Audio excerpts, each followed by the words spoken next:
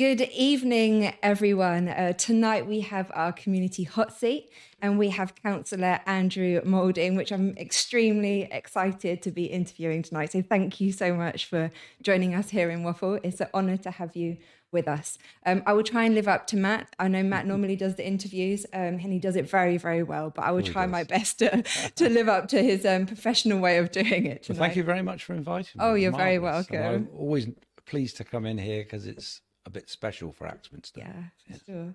It's really hard to sum up Councillor Moulding because he is involved in so many different aspects of our community, which is incredible. But he is particularly interested in local history, politics, and cricket.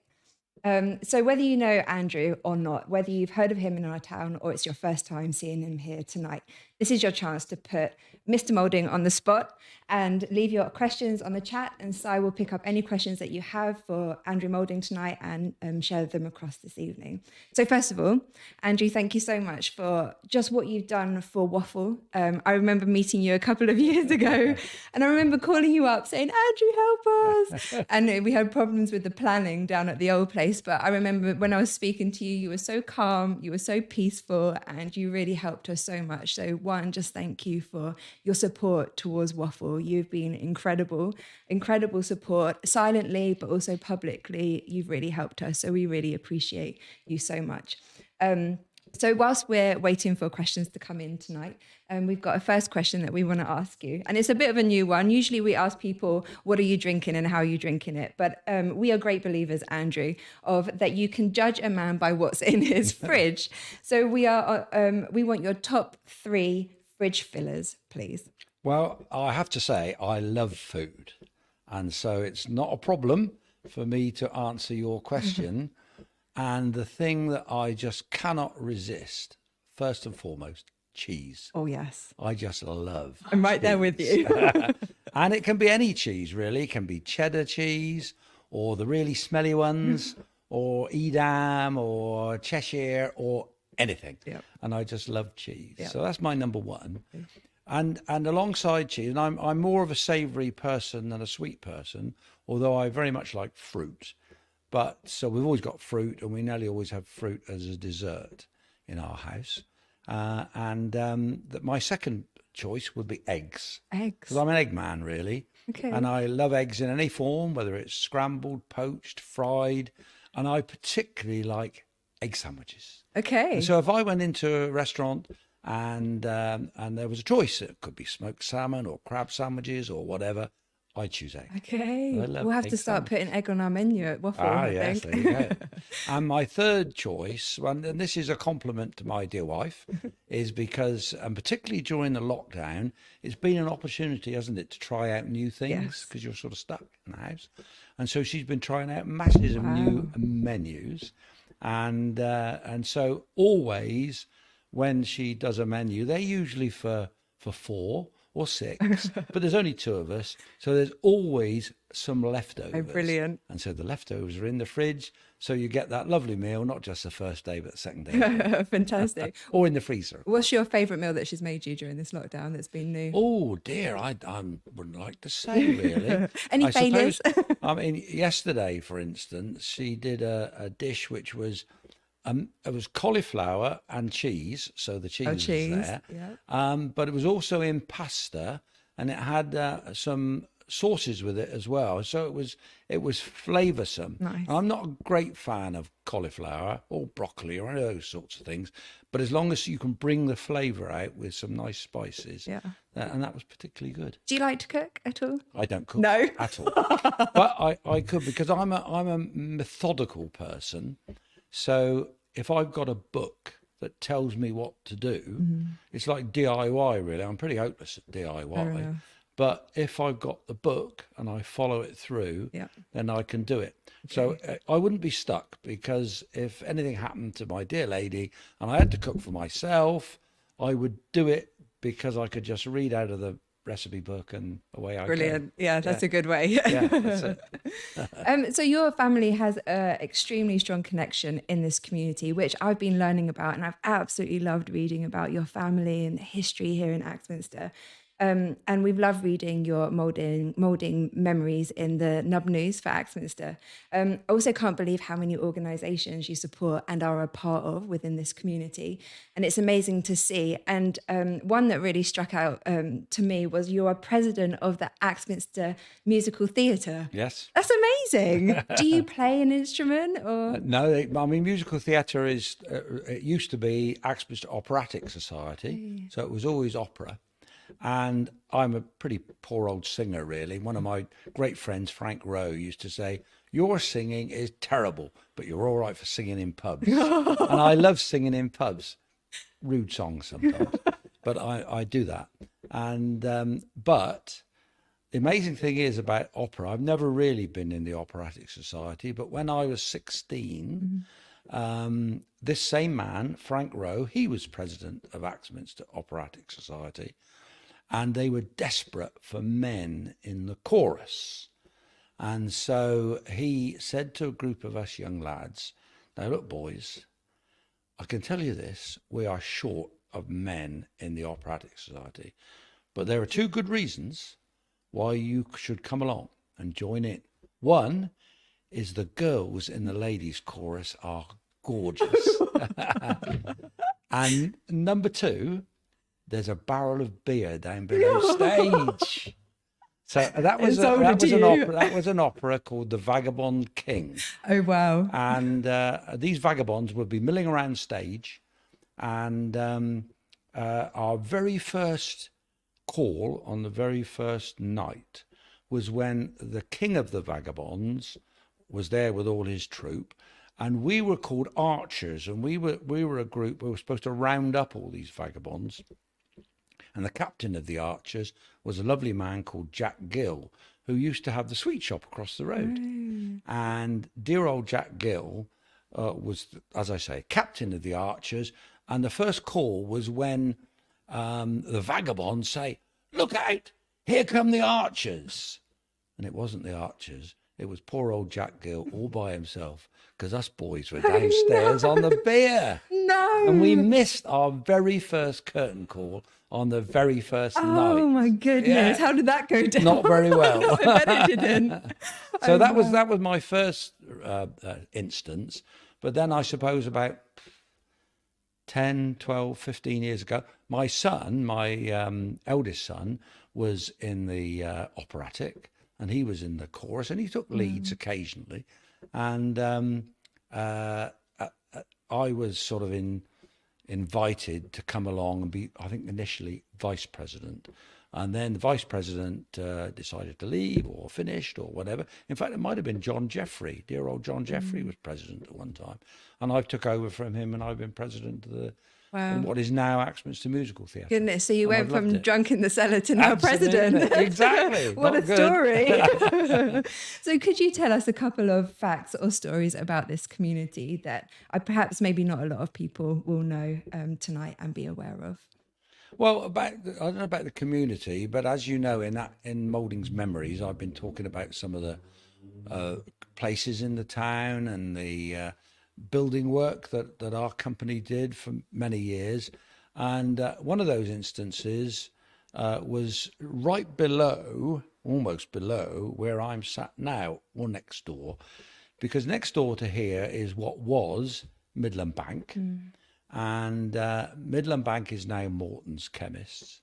And the bank, we were building a new extension for the bank, and we were starting to look at the site, see what was going on.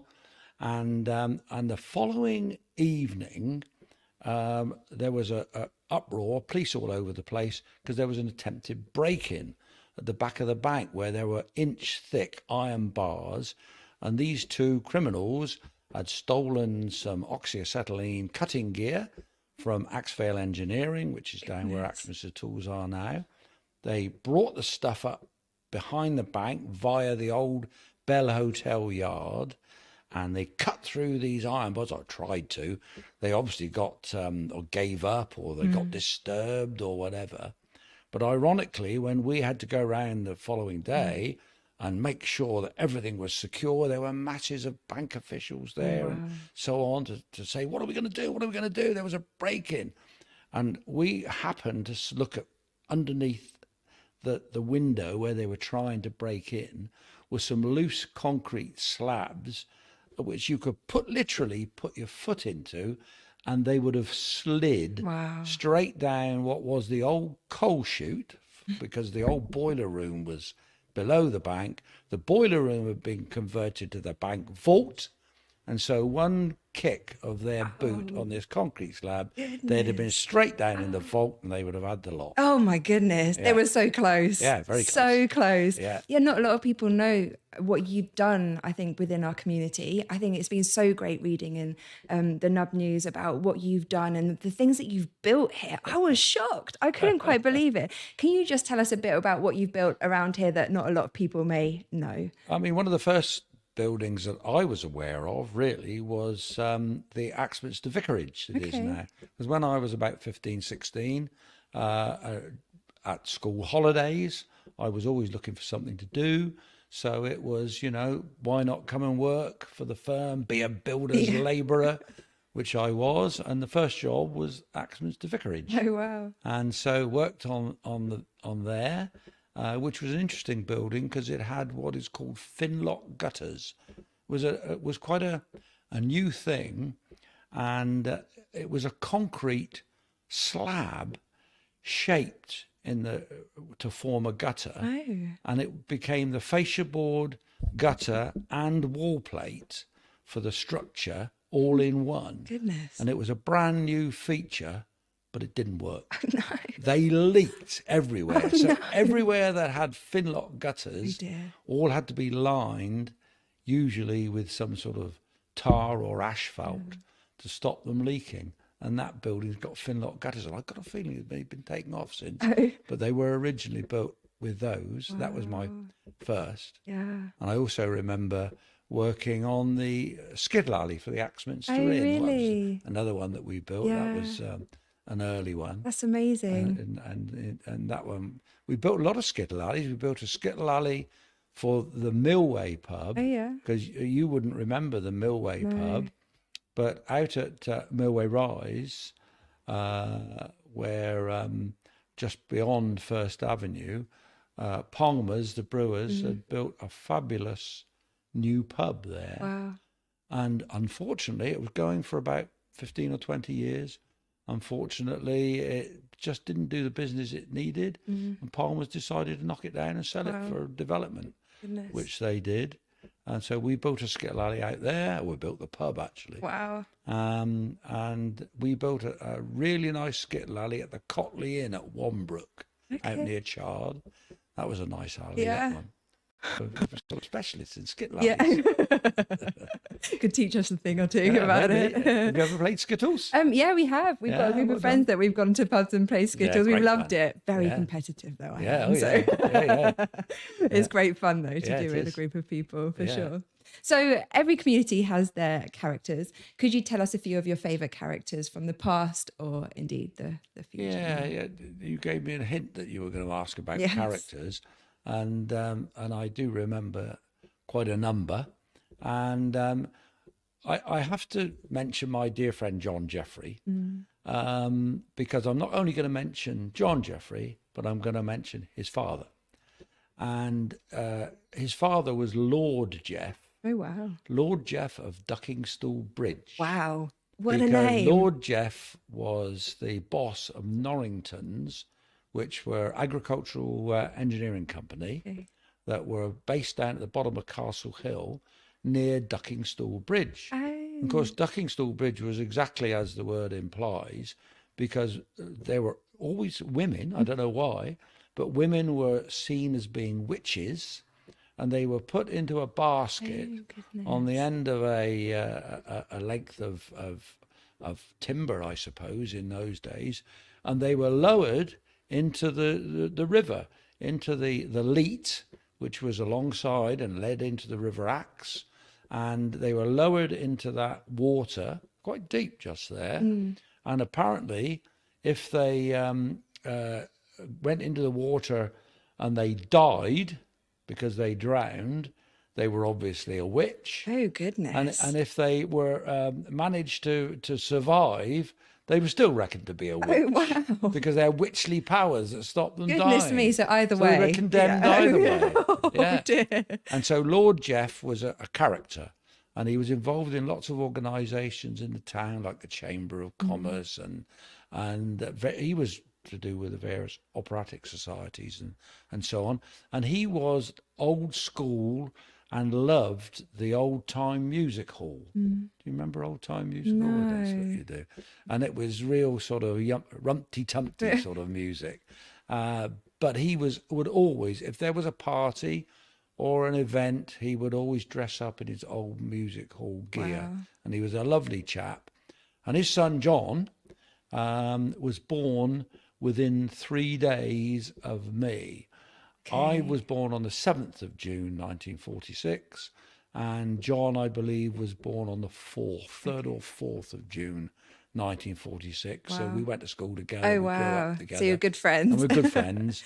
And of course, he now is he won the British Empire Medal for all his volunteering that he did around the town. That's and he is incredible. another character. Yeah. Strangely, he rang me up yesterday. Here, he said, I want you to find out something for me. I said, what's that then, John? He said, well, you know what's going on at the council, he said. And he said, we want to run our carnivals. Because Axminster Carnival is particularly popular, and so are all the other carnivals in the area, which John's always been involved with. Because what they don't know with the pandemic is whether people can start preparing for a carnival. Can they build their floats? In good time, you've got to get road closures, so you can close the road while the carnival comes up through the town. And so I've sent a message into the council to ask them where they might stand as far as carnivals are concerned. Because there's the people who build these carnival floats, they're working on them day and night for months. So much detail goes into it. Yeah. They're unreal. And so we've tried to find out that. So John was another character. So certainly the Jeffrey family characters. Other characters was, I mentioned Frank Rowe. He was the Lord of the Manor, and he was a character. And now, of course, his title is passed down to Jim Rowe. Okay. He's Lord of the Manor. Oh, wow. And do you know Jim Rowe? I don't know if we do we? Well, Jim Rowe is the Lord of the Manor. Okay. So all those market stalls that are out there on a Thursday. No, I do, yes. Jim collects the money from them Yeah. because he's got that title. He collects Brilliant. the money from all those stalls. So you always see him around there on a Thursday, wandering around about midday, calling on every stall to pick up their toll. Okay, fair enough. Running their stall. Yeah. Oh, so he's another. Frank Rowe was another character. Another one I'll mention is the Reverend Barry Swift, who was our vicar, and we'd had a couple of vicars who were a bit sort of mundane, really, I have to say. And then Barry came. He was a breath of fresh air. He had this real sort of Friar Tuck appearance and a lovely laugh and a great smile and so on. And when he came, the whole town brightened up. Oh, wow. And we were in the throes of contemplating building the Flamingo swimming pool. Oh, goodness. Barry was dead keen to see the Flamingo pool built, and he eventually became chairman of the fundraising committee and the pool, and he really got the town behind the pool. We had a big thermometer up on the post office building up the road, you know, that you could see the thing rising as the money was collected. But we came to a halt because we needed to get a lottery award to make the thing possible. And I'd managed to commit East Devon District Council to $500,000 towards the pool. Brilliant. But we needed about another million and a half from the lottery, and they turned us down. Oh. And everybody was so deflated. But Barry wasn't going to be beaten. We got hold of our Member of Parliament, who then was a man called Sir Peter Emery, who lived at Titherley, just up the road.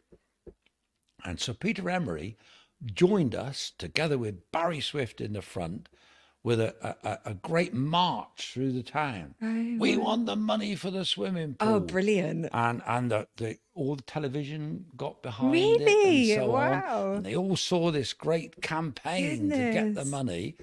Peter Emery took all that information back up to the House of Parliament, and lo and behold, they had a review of the decision, and they awarded us the money, and we built. That's the pool. amazing. It was I never fantastic. knew that. Yeah, That is yeah. an incredible story. Yeah, And when yeah. you get one guy that's so passionate about something, you it have it. gets the whole community involved and just spurs them absolutely. on. That's amazing. Absolutely. What a story. I never lovely knew chat. anything about that. Yeah. That's so good to hear. yeah. Thank you for sharing with us. It's all right.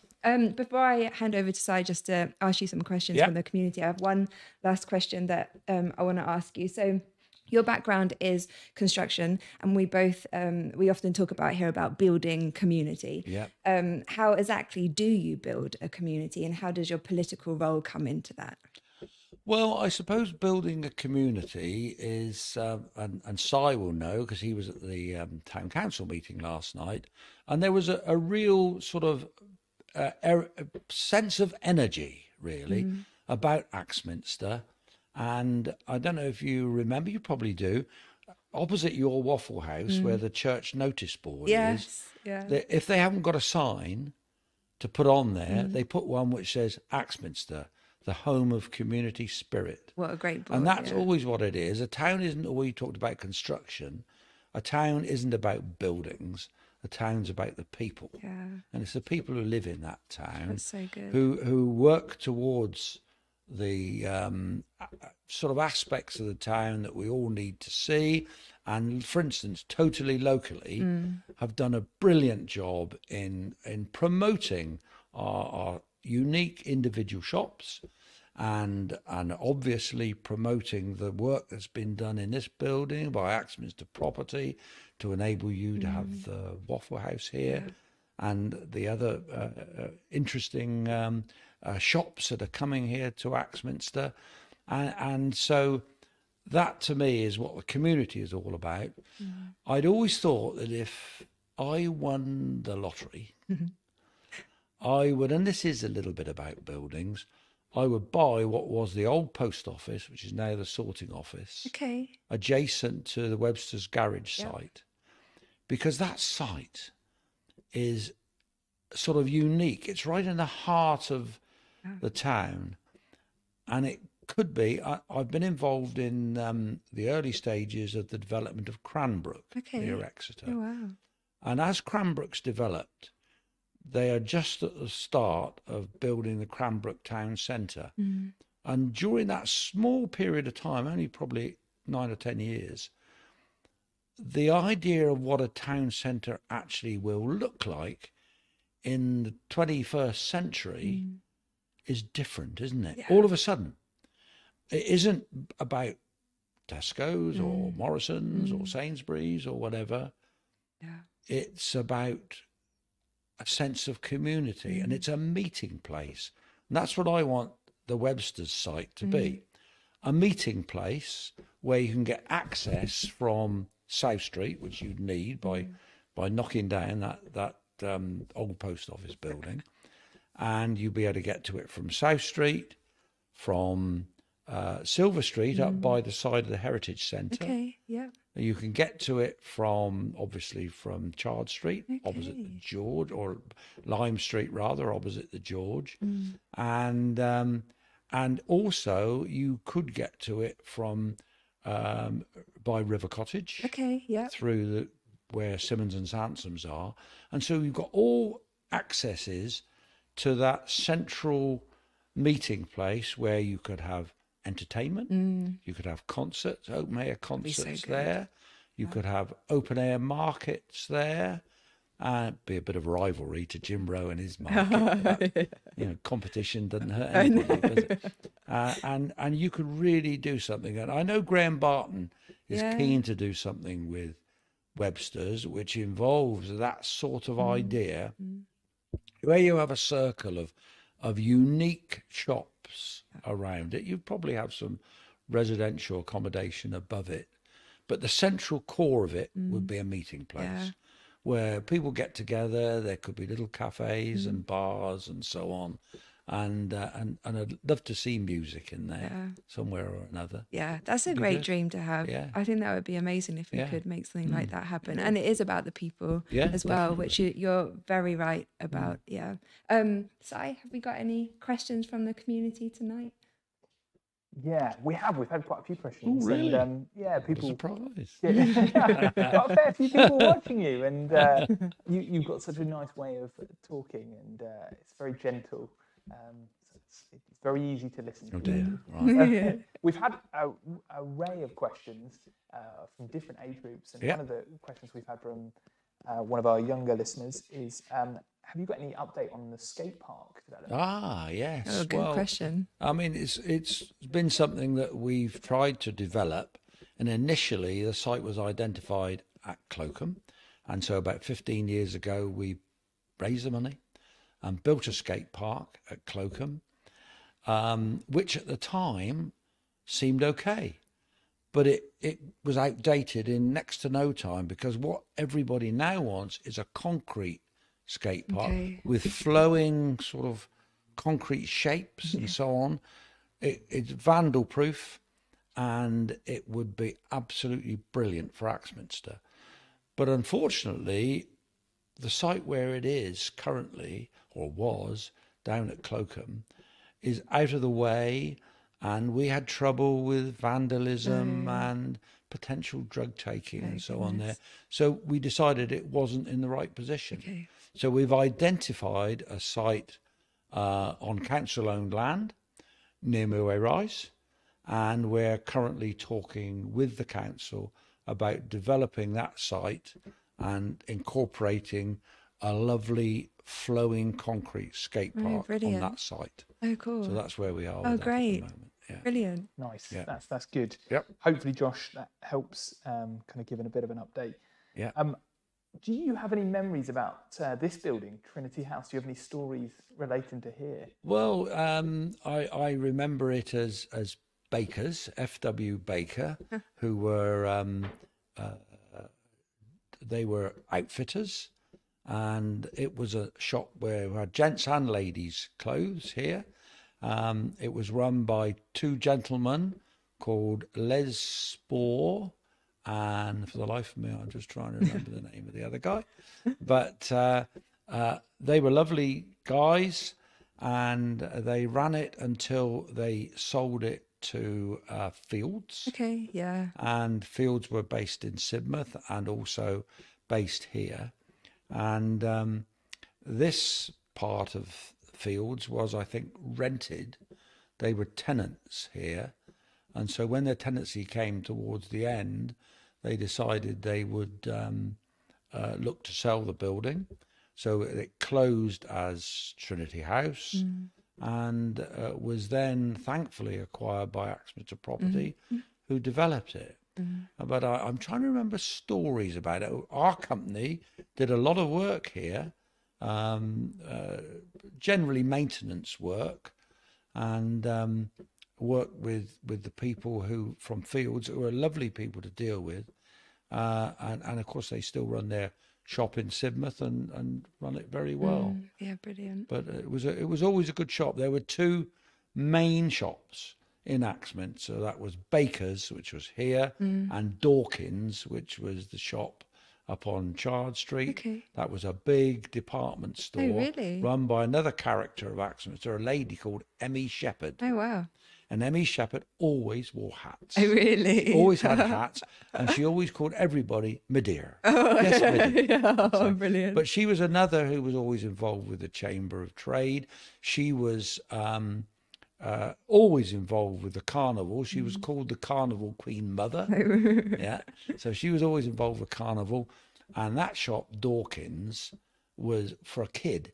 It was brilliant because you could go in there, and it had one of these, you never have seen them, but you might have heard of them, where the money was transferred from each department, because it was a big department store, back to the cashier's desk by over underneath the ceiling. It was a system. It was a pneumatic sort of system where you had a little container. Yeah, like a chute. well, it would travel around horizontally No on a rail, way. and the money would be put into these little containers, and it would go firing around the ceiling and end up in the cashier's office. And us kids used to love watching this thing. That was like a train set. Yeah. They still have those in America. When you go to the bank, you Well, they insert are, it in, same and it sort of goes to thing. the. Yeah. Oh, fantastic! That was Dawkins. Oh, yeah. Emmy chef. If there's any other questions, maybe you're on Facebook, are you?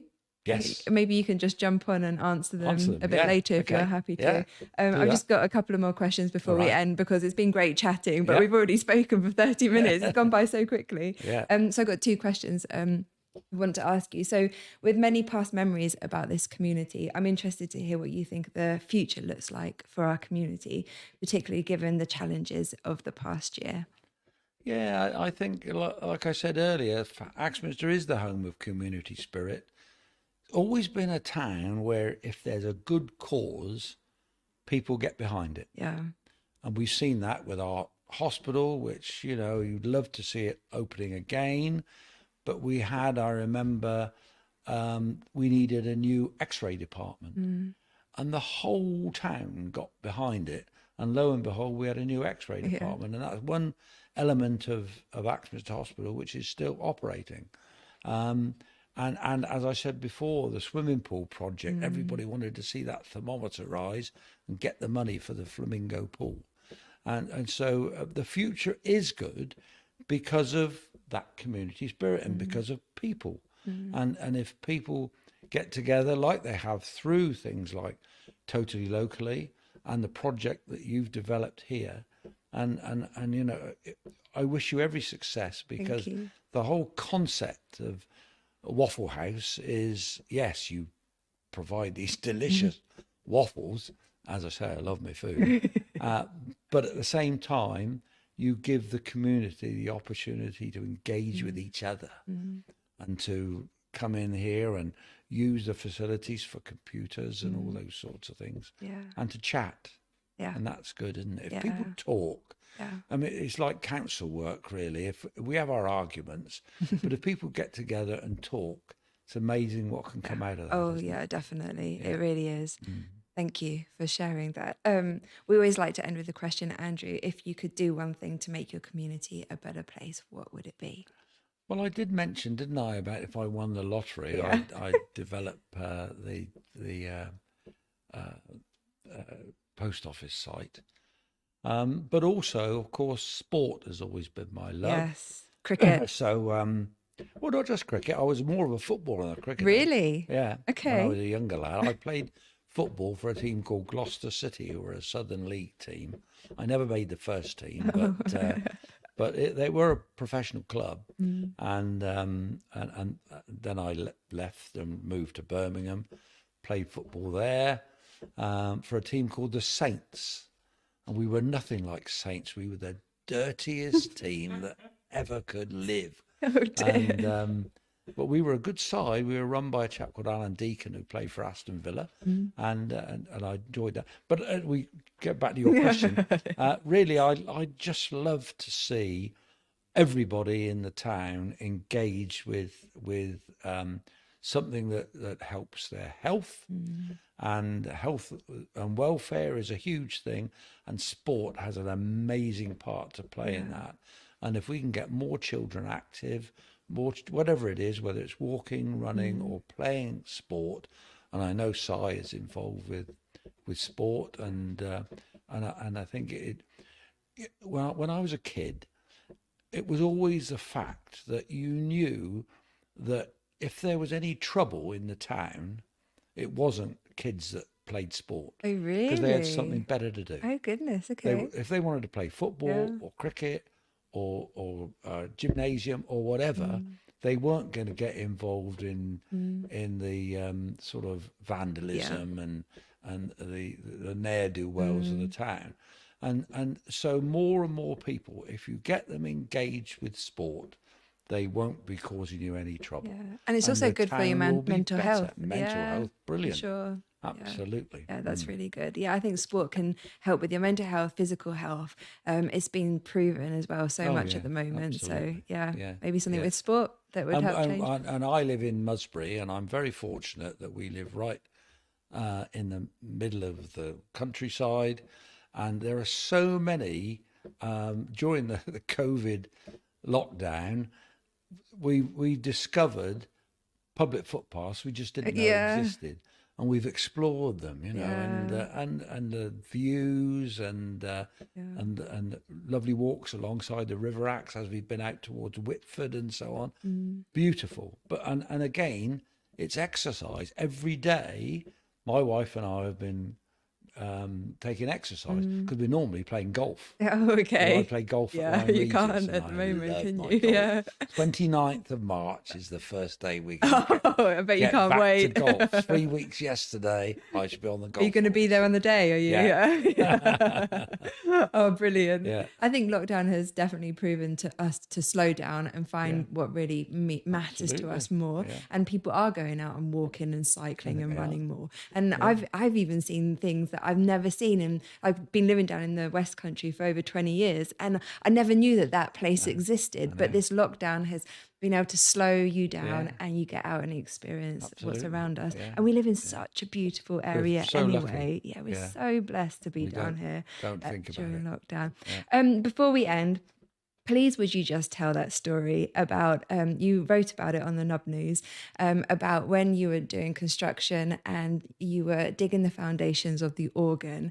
It was so fun. It tickled me. There was a couple of stories. And if anybody's watching that you haven't read the Nub News about the Moulding's memories, it is so amazing to hear just what you've done. Like, it is incredible, and it meant so much reading it, but the it tickled me. Some of the stories are so funny. Would you just share that to close? This was actually, it was before my time, so it was my grandfather that told me that